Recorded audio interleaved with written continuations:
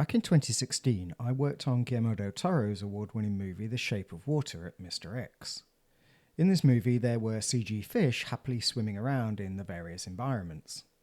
Some of these fish were keyframe animated, and some were simulated as crowd using Massive.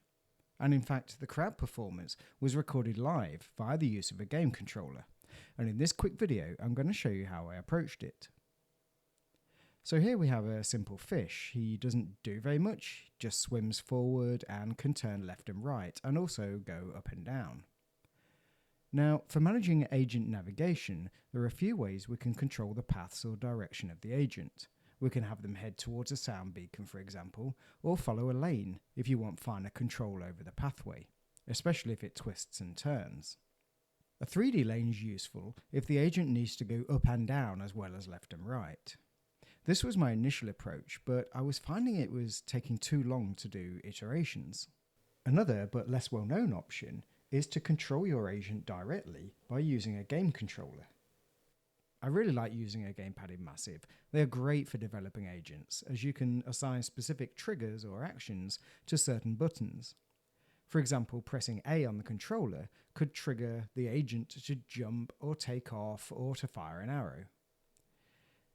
In this case, I set up the basic controller sticks for left and right turns and also up and down.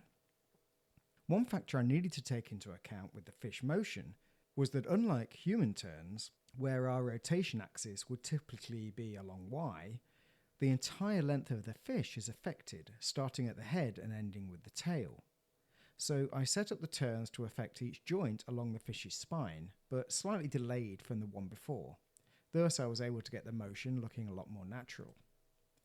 So once I had the movement overrides mapped to the gamepad, I could just do take after take of having the fish swim around, going exactly where I wanted to, almost as if they were a video game character. Once the main fish's performance was recorded, I could then replay that back in Massive with other fish able to react to it by following it and avoiding it. It worked out really well, and I was really happy with the final result on screen.